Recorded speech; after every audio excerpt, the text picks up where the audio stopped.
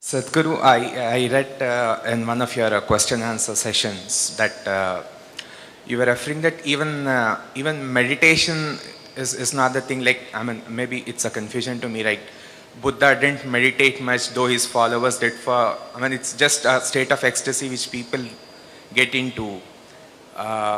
Is it that? Like, of course, I meditate and get the feeling of bliss and ecstasy, and it remains throughout the day. Is that enough for a spiritual journey? I'm a bit confused. It's enough incentive. It's only an incentive. Ecstasy is only an incentive. If it's painful, would you do it? No. So you feel blissful and ecstatic, that's only an incentive, that's not the goal. So Buddha was ecstatic? No, Buddha was never ecstatic. Did you ever see him dancing? He just sat like this. That's different. If I ask you to sit like that, would you sit? No. You need some incentive. So, just creating that sweetness in the system is an incentive. And above all, if you are feeling ecstatic within yourself, you become a better human being, isn't it? Aren't you? When you're very happy, aren't you a wonderful human being? Only when you're unhappy, you're a nasty human being, isn't it? Isn't it so? When you're happy, you're a wonderful human being, everybody is, isn't it? So keeping you ecstatic, a dose of ecstasy in the morning, the world is feeling better up. If everybody in Hyderabad started off in an ecstatic way in the morning, Hyderabad would be a wonderful place, isn't it? They start with tension, so it's something else is happening. So ecstasy is not the goal of meditation, it is just an incentive to keep you going, because otherwise you wouldn't go. So what is meditation? The purpose of… if we have to look at the purpose, if you sit in meditation, slowly it will become like this, your body is here, your mind is out there, what is you is somewhere else.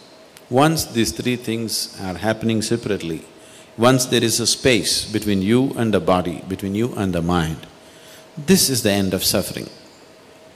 Once the fear of suffering is taken away, only then you will keep your instinct of self-preservation down, otherwise you won't keep it down.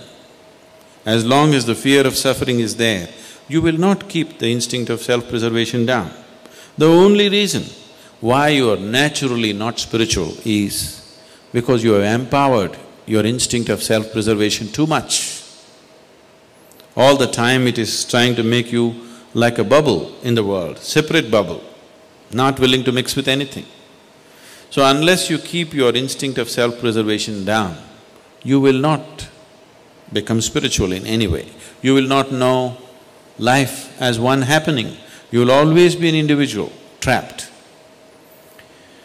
Have you noticed even in your general life, when you're very happy, you keep your guards down?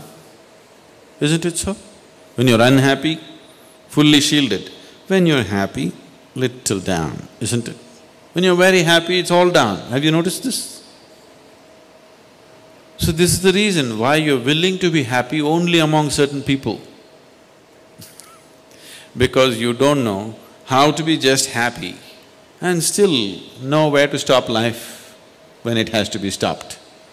You're willing to be happy only with 5 people in your life because you think that is the only safe atmosphere where you can be happy, because you have always understood happiness as a certain vulnerability. See, just say you walk on the street and you smile at anybody, they'll look like this. Why? What's their problem smiling back at you? What are they going to lose? They think if I smile, he may exploit me. How will he exploit you? If he comes to pick your pocket, you can stop him. If he smiles, even a pickpocket smiles at you, why can't you smile at him? What is the problem? Just try today and see, just go out and smile. People who look like this, they're surprised, somebody is making me vulnerable to life. They want to go on the street like rocks, they want to go home and become life. Doesn't work. After some time you become a rock there also. If you want to be life, you must practice it everywhere, isn't it? So, Meditation gives you that space between you and your body, between you and your mind. Whatever suffering human beings have known, it has either entered them through the body or through the mind. Do you know any other kind of suffering? There are only two kinds of suffering, isn't it? Once you have a distance from these two things, this is the end of suffering.